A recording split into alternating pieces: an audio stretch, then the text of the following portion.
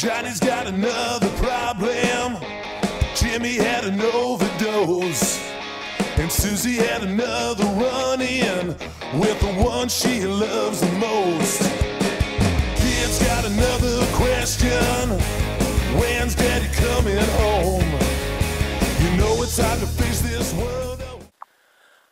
Welcome to Underkill TV. We're here joined with the most interviewed person on Underkill TV, I think now. Max from the Steelhouse. How are you doing? Give us another Steelhouse update. Tell us. How's it going, mate? Yeah, all good here.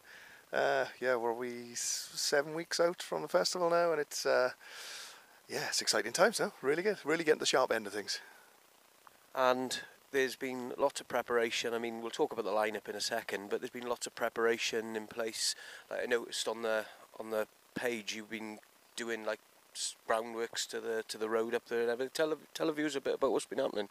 Well, I think in response to the slightly challenging conditions last year, but also in response to the feedback from people who attend the festival. You know, we're looking at making site improvements every year, but this year is dramatic changes. You know, we've invested heavily in track matting, stone for the ground. We're putting a shuttle bus service in this year to bring people up and down from Eberville station, and also the major talking point, the road up to the mountain.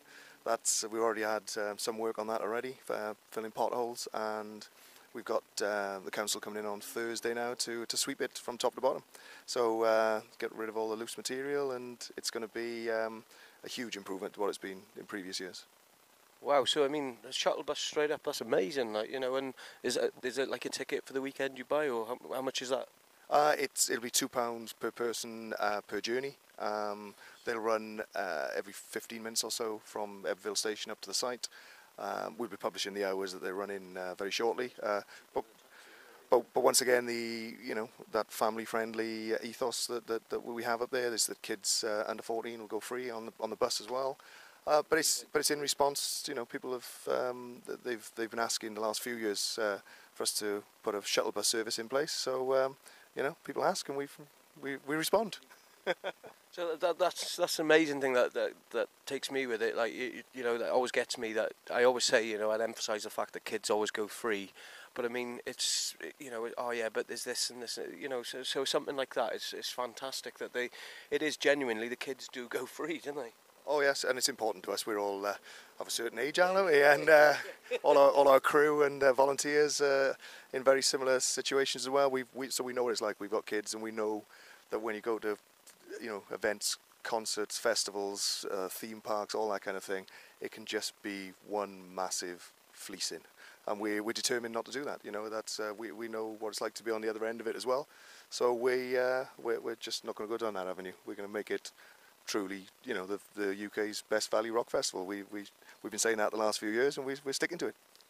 And that's like, if we go in slightly to the lineup. I mean, since we last spoke, I mean, we'd had a few. You know, there's still a few lineups. I mean, Glenn Hughes has been added since we last spoke, and Miles Kennedy. I mean, unbelievable, isn't it? The lineup this year. I mean, I bet you've got to sort of pinch yourself to see who's some days when you look at that lineup.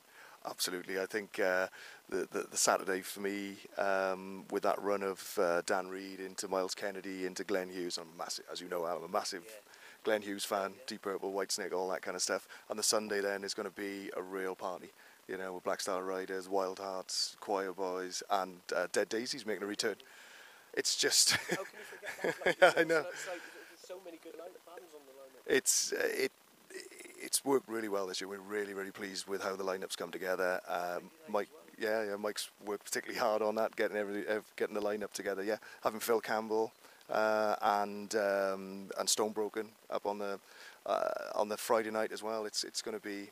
And we got some surprises on site as well. Some other additions to the festival that's really going to make it. This is a big one this year. And how is it looking? Is it still available to get tickets? I mean, obviously with a lineup like that, it's got to be, you know, really getting to the limit of selling. Absolutely, we've increased our capacity this year. Actually, we got a new license and an increased capacity. But even with the increased capacity, we're looking to that the event's going to be sold out by probably end of June, first week of July at the latest, which is fantastic for us, you know. And in fact, the weekend tickets are almost sold now, so it'll only be day tickets available quite shortly. We'll stick that out on social media well in advance, so no one's going to get caught out. Yeah.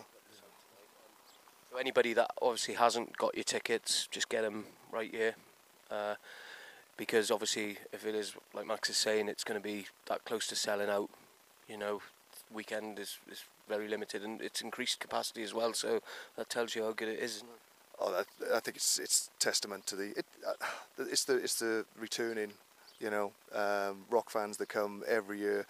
The weather last year didn't seem to deter them because the take of this has been fantastic. But also, I think the strength of the lineup this year is fantastic, and it's just drawing people. Yeah, definitely. And some of the younger bands further down the bill are just fantastic. Yeah. Mason Hill, and particularly looking forward to see those Damn Crows. Yeah, there are some really fantastic bands playing. So I think the strength of the lineup, obviously with the headliners as well, having Miles Kennedy and Black Star Riders and Glenn Hughes up there, it's going to be fantastic. But I think we've never said it before, and we've never been in a position to say it before. But this event is going to be sold out for the first time properly. Just about sold out on the Saturday last year, on the day. But this will be sold out well in advance, which is a fantastic position for us to be in. It helps us with the planning to make sure we've got cover for the right numbers of people, and it makes life a lot easier. So thanks for everyone buying their tickets in advance. It'll help everything on site and help everyone to have a better time. And what are the surprises that are going to be on site this year, or is it still under wraps at the moment? You can't say too much, is it? It's just some additional features to the festival that'll make things. It'll add to the atmosphere and add to. We're vastly improving the facilities on site, the showers, the car parks, which have been moved off the back of last year's issues. We listened again to the feedback, and we moved the car parks to the south of the site. They're much closer to the campsites now, right. So the distances that people need to walk on site are much shorter. Although I still think that the distances weren't that bad anyway. But compared to some other festivals, we have to, you have to take a bus to get from the car park to the venue. But anyway, we've shortened those distances. We've improved the ground. But yeah, there's a couple of things that'll add to the festivities over the weekend.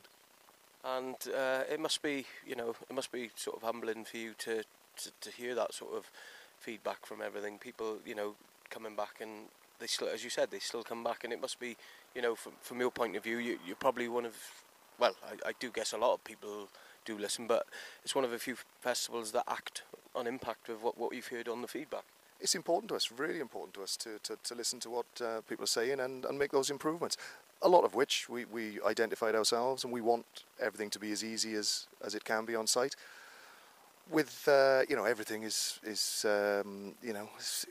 we have to be cost conscious because of where we are in the world, and the ticket price, which we keep as low as possible. So you can't plan for every eventuality, but I think we've covered far more bases this year, and it's going to make life a lot more comfortable on site. You know full well, though, that we've invested.